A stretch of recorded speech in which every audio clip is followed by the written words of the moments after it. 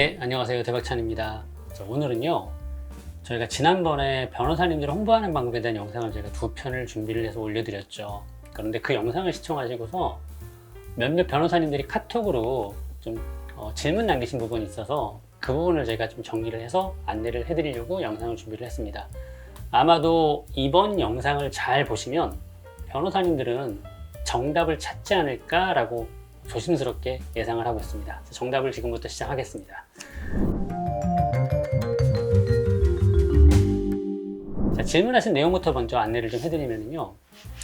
기존에 지금 현재 회생파산, 그러니까 도산 전문 변호사님 이제 연락이 오셨어요. 어떤 내용이냐면 네이버 블로그 상의 상위 노출 작업으로 그것도 메인 키워드 위주로 작업을 해서 광고 대행사에다가 이제 비용을 주고 작업을 하고 계시다라고 이제 말씀을 하셨어요. 그런데 제 영상을 보니까 상위 노출 방법도 있는데 유튜브 영상으로서 홍보를 하는 게 좀 더 효과적이다라는 얘기를 제가 이제 드렸단 말이죠. 그러니까 과연 어떤 게 더 우선시 돼야 되는 거냐, 어떤 방법으로 접근을 해서 홍보를 하는 게 효과적이느냐 라고 이제 단도직입적으로 이제 여쭤보시더라고요. 그래서 제가 정답을 알려드렸습니다.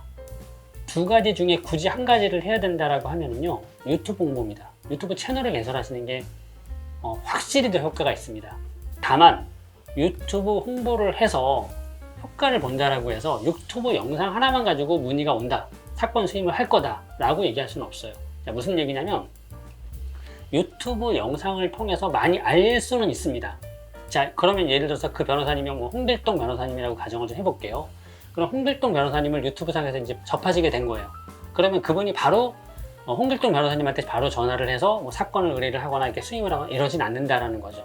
그럼 어떤 절차를 보통 소비자들은 하냐면요, 네이버에다가 홍길동 변호사님에 대한 이제 이력을 좀 검토를 좀 해봅니다. 검색을 해보죠. 그래서 검색을 했을 때 내용들이 좀 풍부하게 좀 노출이 되고 보여지고 있다라고 하면 신뢰도가 팍팍팍 쌓이는 거예요. 그러니까 홍길동 변호사님한테 연락을 하거나 거기 사무장님한테 연락을 드려서 사건 수임을 할 수가 있는 거죠. 그런데 만약에 상위에 노출 작업을 했던 이제 업체라고 가정을 좀 해볼게요. 그러면 상위에 노출되어 있는 이제 블로그들의 글들이 있지 않습니까? 그러면 한 가지 아셔야 될 게 있어요. 그 블로그에 이제 저희가 지수라고 저희가 보통 얘기를 하는데, 하루에 그 블로그에 방문하는 유저들, 그러니까 트래픽이 그 블로그에 하루에 예를 들어서 한 5,000명 정도가 들어오는, 유입이 되는 이제 블로그에 노출이 되어 있다라고 제가 가정을 좀 해볼게요. 그러면 예를 들어서 개인 회생 또는 개인 회생 절차, 개인 파산, 이런 걸로 검색을 하는 유저들이 5,000명이 그 글을 다 봤다라고 하면 광고 효과는 무조건 있겠죠. 그런데 실제로 그 상위에 노출되어 있는 그 글은 하루에 10명, 많으면 10몇 명 정도가 볼까 말까 하다라는 거죠. 왜냐면 그 블로그의 방문자가 총 5,000명 정도 된다고 해서 우리 글을 다 5,000명이 본 게 아니고요. 그 블로그에는 글이 수만 개 글이 써져 있기 때문에 그런 것도 모두 확인을 한다라는 얘기예요. 그래서 실제로 그 블로그의 방문자가 5,000명이어도 실제 우리가 노출시켰던 그 키워드의 글은 하루에 많이 봐도 10명 미만이다. 그러니까 결과적으로 큰 효과는 별로 없다라고 이해를 하시는 게 맞다라는 거죠. 자, 그럼 어떻게 접근하는 게 좋으냐? 상위 노출을 굳이 하려고 하지 마시고요. 변호사님의 블로그, 그러니까 홈페이지형 블로그가 됐든 브랜드 블로그가 됐든 개설을 해서 거기에다 제가 지난번 시간에 알려드렸던 정말 진정성 있는 내용으로, 정말 고객 입장에서 정말 궁금해하는 내용, 그리고 정말 우리 형님이, 우리 동생이 이런 거에 대한 거를 변호사로서 활동을 해주는구나 라는 그런 느낌으로 글을 포스팅을 진정성 있게 하시면 오히려 그게 더 효과가 있다. 왜냐하면 유튜브 상에서 홍길동 변호사님을 봤고요, 그걸 네이버 상에서 검색을 했을 때 홍길동 변호사님을 검색했더니 그런 블로그 글들이 많이 노출되어 있다라고 하면 오히려 유저들은요, 일반이 사건을 맡기려고 하는 분들은 훨씬 더 신뢰를 한다는 거죠.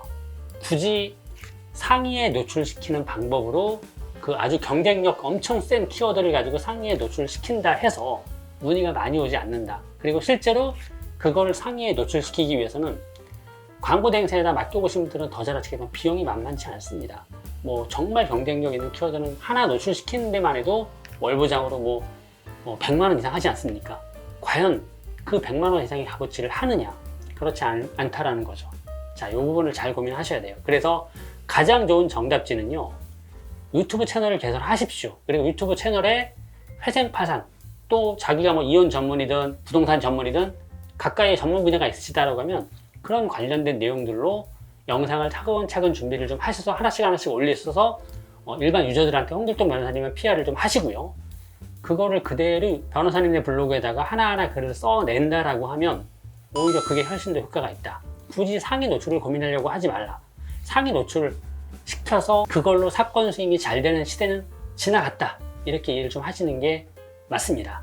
다시 한번 정리를 좀 해드리자라고 하면 유튜브 채널을 개설하시는 게 일단 정답입니다. 그리고 유튜브 채널을 가지고만 고객이 사건을 수임하진 않는다. 사건을 맡기려고 하지 않는다. 반드시 네이버에도 한 번 더 검색하는 습성이 있다. 그러니까 네이버에 굳이 상위 노출시키려고 하지 말고 홍길동 변호사님에 관련된 블로그를 개설해서 블로그에다가 하나하나 글을 포스팅 하신다라고 하면 그거를 보고 사건을 맡기는 경우가 상당히 높다. 그리고 사건을 그냥 단순 문의가 아니라 사건을 정말로 맡기려고 마음을 먹고 맡기는 경우가 더 많다. 연락을 하는 경우가 많다는 얘기예요. 그래서 이 두 가지를 정리를 좀 해드렸습니다. 자, 오늘 영상 이 정도에서 마치고요. 제 영상이 좀 도움이 되셨다라고 하면 구독, 좋아요, 알림 설정 부탁드리겠습니다. 감사합니다.